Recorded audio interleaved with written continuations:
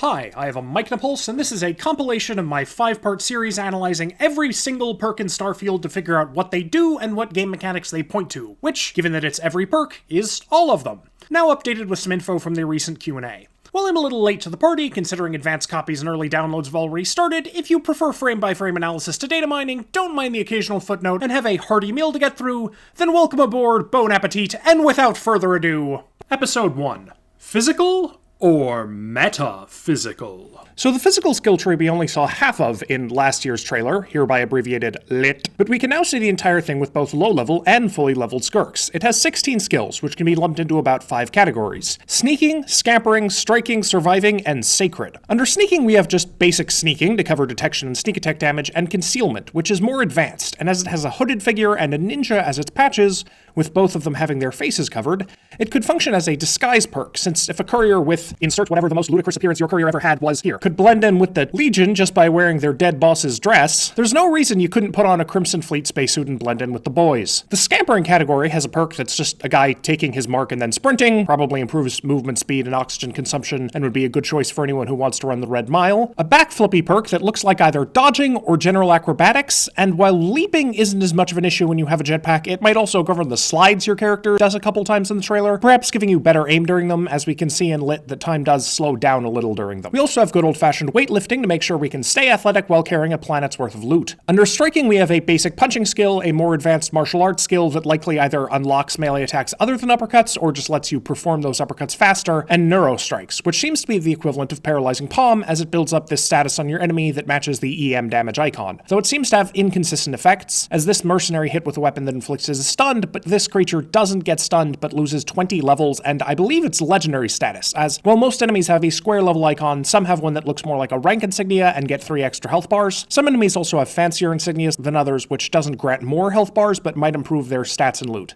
It's unclear what combination of the perk and the legendary status is causing these effects, though. It's possible that the upgraded Neurostrikes perk can reduce your enemy's level, while the creature's legendary status causes it to lose a bunch of health when it would be stunned. But I'll freely admit that I just stole both of those ideas from God of War, and I still don't know why its rank badge is gone. The massive absence from the striking section is any melee other than fisticuffs. Melee weapons have a skill under combat, but it's just the one skill, and I was hoping the physical tree would flesh it out, but that doesn't seem to be the case. We could see melee getting some benefit from martial art, but its challenge shows that it levels up through unarmed, not melee, so that's not promising. Though the confirmed space magic and possible cybernetics could both offer interesting new possibilities for melee. Surviving is the largest category, with most of it fairly bland, but a couple of interesting ones. You've got wellness for more health, and if it follows the path of Life Giver and 4, automatic health regen as well. The balanced diet perk, which should boost the effects of food, though survival mechanics haven't been implemented yet or aren't on by default. Decontamination protects against disease, but also seemingly radiation, as well the rank 4 perk is cut off, the radiation symbol is visible on top, and if you glom it together with the right third of it we get from another shot, it kind of looks like an Enclave trooper in an extra hazmat suit judging you for being a disease-ridden mutant freak. The other 2 environmental hazards, heat and corrosion, might be covered by the astronaut trudging through a rain of fire and also rain that when upgraded has fire, rain, and purple goo. The last 2 perks are either both very interesting or very interesting and very boring, respectively. Last year we saw this perk that looked like a pair of hands holding either a flame symbolizing flamethrower hands or a lotus symbolizing rebirth. As its upgraded patch is a goddamn phoenix, we can comfortably go with rebirth, and it will presumably work like Skyrim's avoid death perk to bring you back from the brink of defeat. The other skill could be an incredibly bland energy/electrical resistance skill, but in the upgraded patch, on top of possibly shooting but probably shrugging off some giant lightning bolts, you've also got a purple aura surrounding you, and my vague understanding of Dragon Ball Z is combining with my less vague knowledge of perks that have already been in other Bethesda games to interpret this as an electrical absorption perk that uses the energy from absorbed attacks to power up your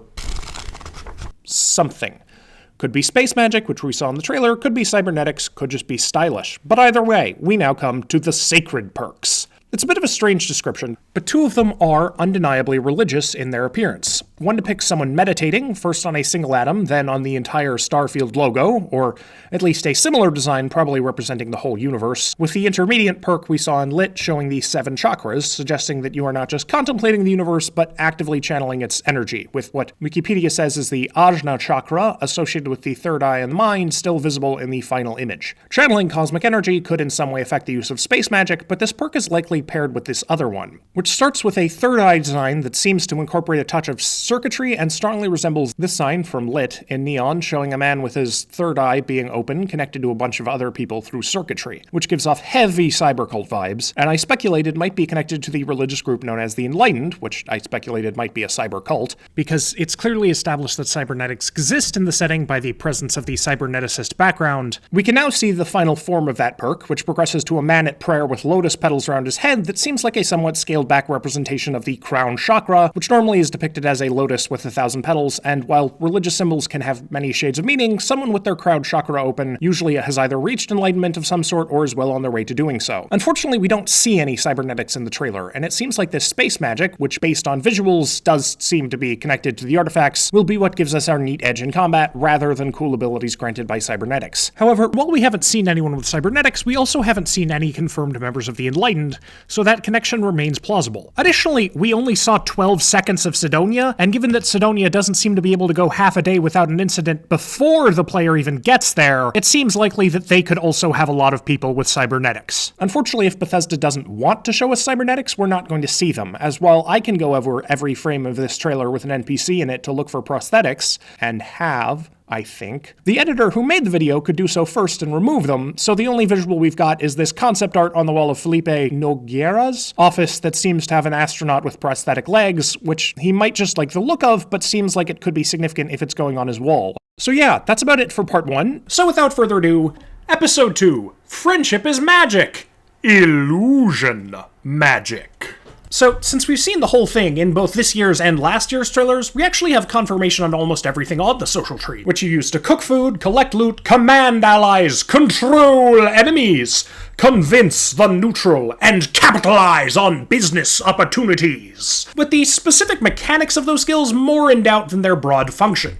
The cooking category is just one skill, gastronomy, which lets you cook better food and unlock new recipes. For collecting loot, we have scavenging, which seems to be just scrounged mixed with cap collector, and theft, which replaces pickpocket, and which could be boring, but might allow for some low-key grade mischief if it follows the progression of Skyrim and Fallout 4's pickpocket skills and lets you steal the helmets off of enemies while in less than hospitable atmospheres. Then we've got capitalism, which is just your standard barter and one that seems to let you open up business, possibly as a building and outposts. Commanding allies has 2 clear skills, leadership and outpost management, and a third that I think is also part of it that looks like a pilot's chair and could signify a role as a captain, and thus form a trifecta with the other 2 to have 1 skill for companions with you, 1 for spaceship crew, and 1 for settlers, though we don't know how the skills will affect your crew, other than leadership making it slightly easier to make friends with them at low levels, and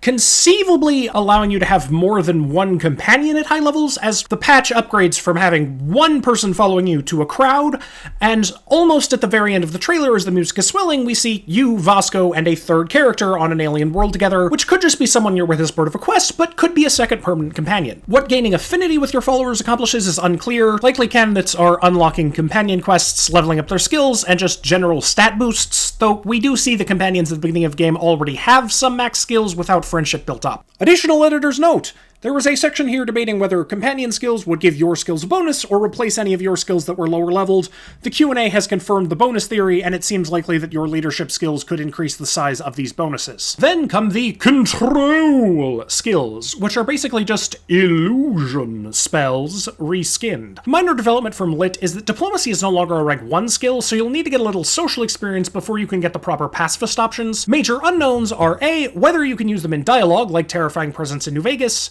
B, what their cooldown is, since if a skill can be used rapidly, then it's more viable to spam it in combat. Well, if they have longer cooldowns, then they'd be more of a setup skill to give you the edge at the beginning of combat. And of course, what the calculations for success are, since the Intimidate skill was shown in detail and doesn't claim to have a better chance to succeed at higher levels, though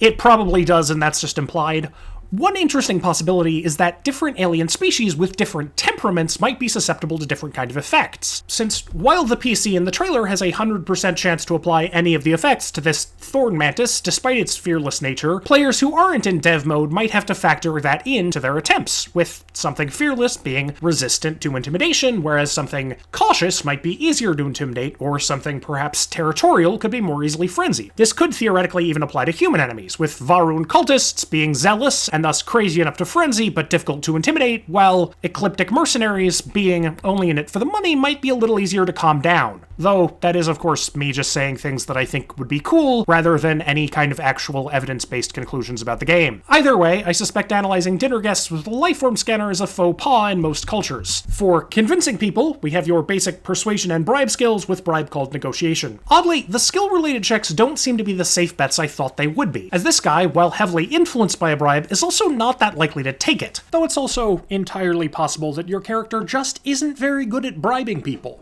So yeah, that seems to be about it for the social skill tree. Overall impression, it's okay. The mind control skills seem very interesting. The command skills are potentially interesting, as we actually know very little about their specific mechanics. As stated in the intro, most of the other skills seem a little generic. Anyway, tune in next time for Episode 3, Hurting People and Breaking Things. Like the social tree, the combat tree was already fully visible in last year's trailer, so there aren't a lot of surprises. It's also not as multifaceted as physical or social, mostly falling under hurting people, hitting the people you're trying to hurt, and hurting people a little more. The first two rows are filled with the basic damage skills, with most weapons being governed by two main perks, one for the weapon type, pistols, rifles, shotties, big guns, and melee, and one for the projectile type, ballistic lasers, particle beams, explosives, and what I believe is an electron weapon skill, as the stars could represent the flash that these guns make and the ring could be an electron orbital. Notably, they do stun, but they don't seem to do bonus EMP damage against robots like Fallout's pulse weaponry, and as mentioned in the physical video, the status has inconsistent effects, with this mercenary being stunned, this creature being weakened, and robots potentially having an altogether different effect like going haywire, which could make up for the social tree's mind control skills being presumably ineffective against robots. One of my big hopes here is that it's actually possible to take in enemies alive, so we're not repeating the 10-second surrenders from Skyrim. Obviously, the guns don't just stun people and can be quite lethal, but an upgrade that decreases raw damage to boost stun potential would be great for bounty hunting and walking into a ship, stunning and handcuffing every criminal on board, and then driving the whole thing back to Vanguard headquarters for a nice reward would be extremely satisfying. Other weapon category points of note are: 1, explosives might flit back and forth between being categorized under projectile type and weapon type, depending on whether you're using grenades, a heavy weapon that fires explosives, or explosive ammo. 2, melee weapons will probably be at a significant disadvantage as they won't get the additional bonus of an ammo type, and just don't seem to have any perks other than their basic one in general. And 3, there's no skill in science or tech for any kind of exotic weaponry, which doesn't bode super well for the presence of things like gamma guns or cryolators, though we know there are at least cryo mines, with other exotic grenades a major possibility. It's possible that exotic weapons will be present and simply lack perk support, and we could also get some weird damage type upgrades for lasers and particle beams, since we've already seen thermal mods for lasers and could see things like rad mods for particle beams. Other odd thing about thermal damage, its damage icon is a droplet, not a fireball, and while the damage type icons have been hard to parse in general, the droplet could represent liquid water, as in Goldilocks temperatures, with the same resistance covering both burning and freezing. I also feel like I should make some speculation about the rank 4 bonuses of the weapon perks, but I can't do much more than guess that they might be roughly equivalent to existing Fallout perks. Row 3 still has the steady aim, sniper, and quick hand skills we knew, with the marksman's skill continuing to likely mean accuracy and almost definitely not mean bows, though it does seem a little weird to have 3 accuracy perks plus the range boost from ballistics rank 4, unless we're going to be sniping people from the moon at max level, which I would not object to.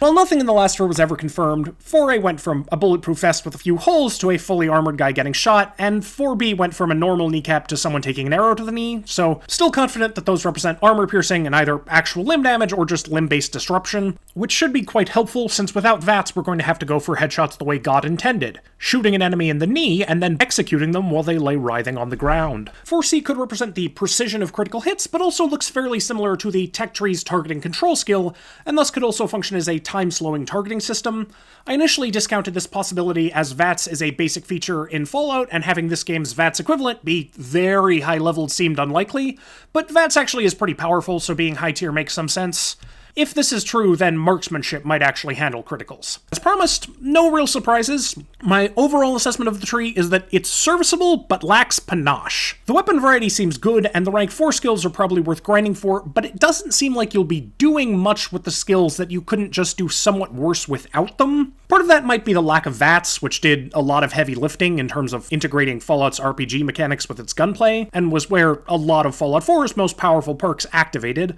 Armor piercing is all well and good, but but Blitz turns shotgun range into melee range and melee range into the splash zone, and I'm not seeing anything of quite that caliber here. We might get some cool effects from the 4th level bonuses, like armor piercing upgrading to shoot through cover or multiple enemies, and marksman granting bonus damage if you score repeated hits on the same limb, but I have no evidence for either of those. So yeah, things should hopefully pick up next time with the science skills, which do seem more interesting. So, without further ado, Part 4, New Life and New Customizations! The science tree primarily houses skills dedicated to the classic 4 X's of gameplay. Exploring new worlds, exploiting their resources, expanding your territory, and expertly administering medical care to those in need. Exploration has astrodynamics to help get you to new worlds, and then a full 6 skills for scanning things, covering plants, animals, rocks, and whole planets, with one extra that might increase scan range or speed, and a last one that might actually be for your minimap radar rather than your scanner itself.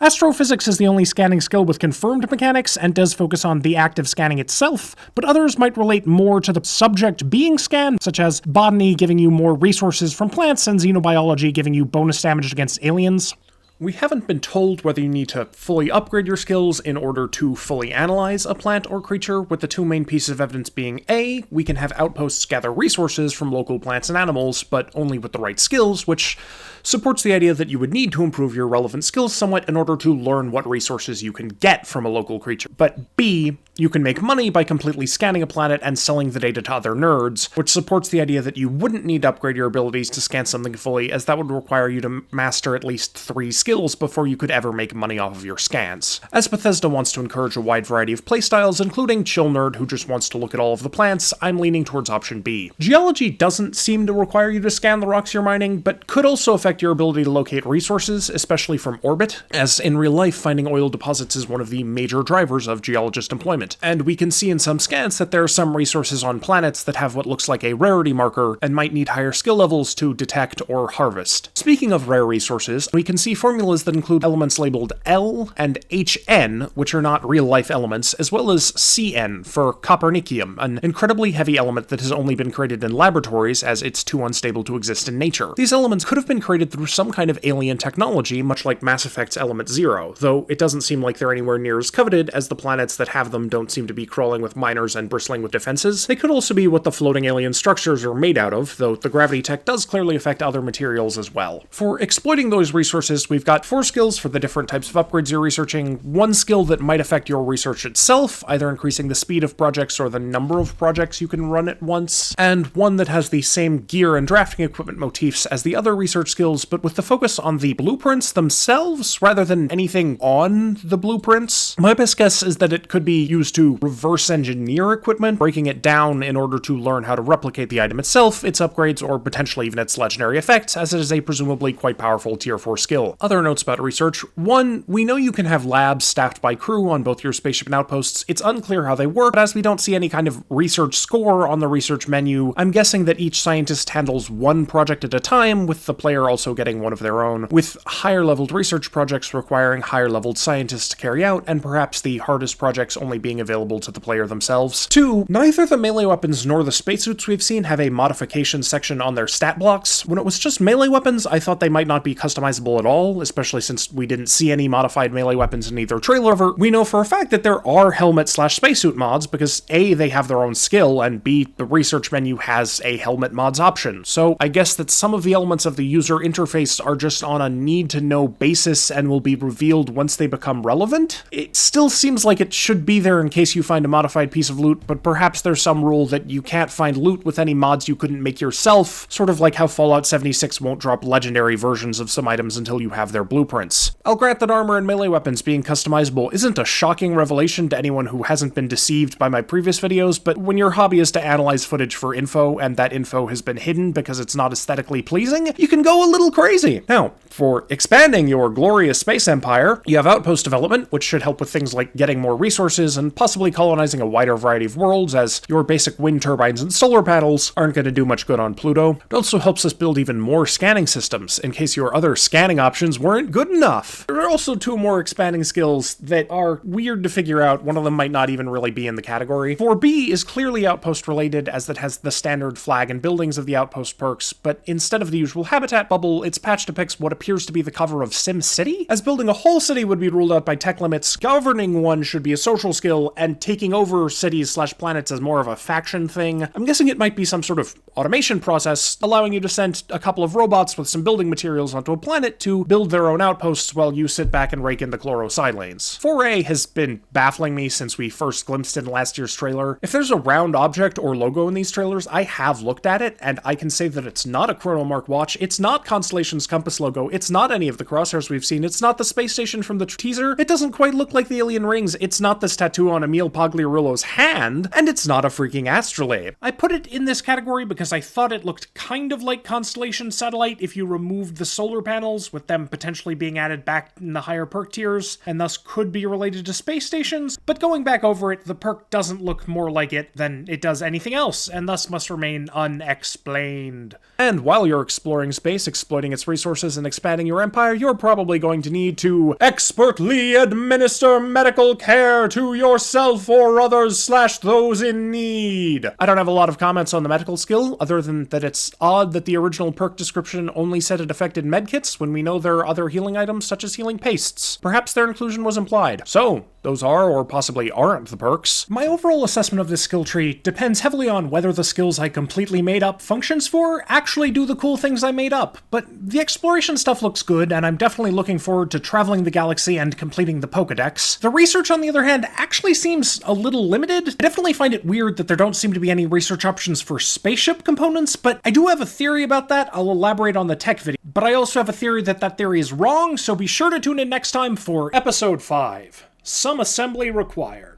The tech tree was previously the least well known, as we only saw a few scattered skirks, but we now have a good look at all of its skills at both low and high levels, and they can be broken down into 4 roles: atomizing enemies, optimizing systems, boosting your velocity, and bypassing security. For atomizing enemy ships, or simply disabling them, we have 7 skills. 5 cover the main weapon types, which use the same projectile types as the ground-based weapons, just scaled up a little, with ballistics focused on hull damage, lasers breaking shields, particle beams hitting multiple systems at once, missiles tracking, and electromagnetic weapons disabling systems. Oddly, while the ground weapon skills are all clustered in tiers 1 and 2, the ship combat skills are all over the place, even though you'll clearly be using a wide variety from the moment you first take off. I have no idea if this reflects some broader design philosophy, like electromagnetic weapons being high tier so you can't disable and capture enemy ships easily in the early game, or if they just needed something to fill out the higher tiers. You can, however, target enemy systems early on with the targeting control system, which seems to require a target lock to use, and has a limited number of shots you can fire with it, so it's not an instant win condition. There's also a 6th weapon skill that doesn't correspond to any known weapons, but as the focus of the design seems to be on the turrets themselves rather than the projectiles being fired, it could govern auto turrets that protect the flank of larger ships, and we've seen guns that point to the sides instead of forwards on some ships like the Celestial. For optimizing systems, you have Starship Design for unlocking new upgrades, and several skills that, on further consideration, actually seem to boost your general stats rather than corresponding with systems 1-to-1, with Piloting for maneuverability, Payloads for cargo capacity, these two probably being shields and top speed, and Starship Engineering, by process of elimination, probably being durability, though for reasons unclear it shares the gear and drafting tool motif of several upgrade research skills in the science tree. The elaborate explanation, based on the fact that we know some UI elements don't appear until they become relevant, is that it actually is used for researching upgrades, and the research menu just doesn't appear until you've unlocked it, which also carries the enticing possibility of even more research trees for things like artifacts or robotics. The simple explanation in which we don't make up an impossibly good version of this game in our heads and then get disappointed when it's not real is that at some point Starship Design and Engineering were the same skill, but fearing its power, the devs split it into 2 pieces, with Design keeping the research functions while Engineering kept the patch and the repair or durability bonuses. So don't tell my mom this is what I do with my time, but the barely modified Frontier in this year's trailer has 15% more health and 40% more shielding than the barely modified Frontier in last year's trailer, and as health is determined by a vast number of tiny pieces, it seems more likely that those are the result of multiplicative skill bonuses rather than a random assortment of parts having their stats change enough to make up the difference perfectly. Unlocking extra parts parts may have more to do with what manufacturers you have access to, as here we can see the player only being able to buy Deimos or Nova Galactic habs, with some parts possibly either only being available from certain shipyards or requiring quests to unlock, like having to do a little bit of work for Walter off Constellation Records in order to acquire the finest in Stroud Eklund technology. We still don't know whether you're going to have to buy all of your spaceship parts or can make any yourself out of harvested resources. I think it's likely in general, since unless they take the Mass Effect style, it costs 25 megagrams of palladium to upgrade one pistol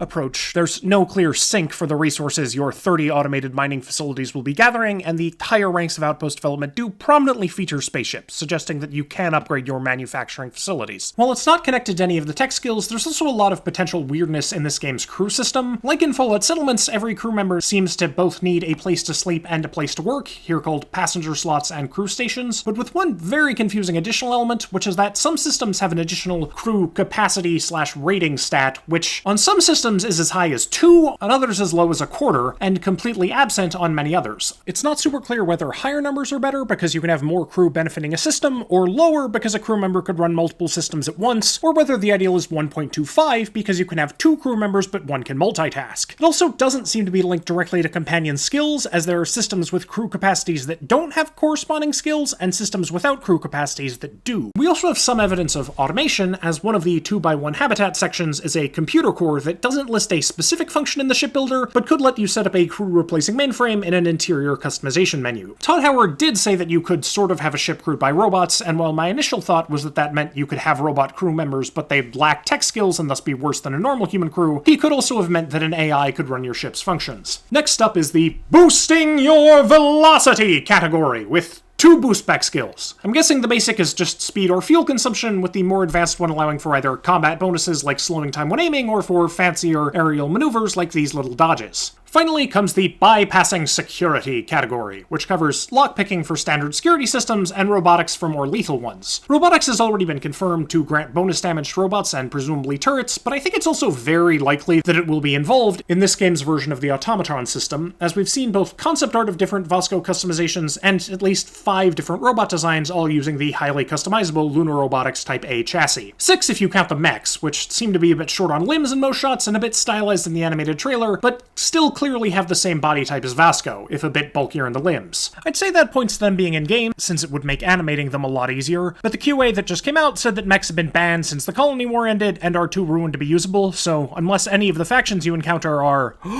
willing to break the law, you won't have to deal with any.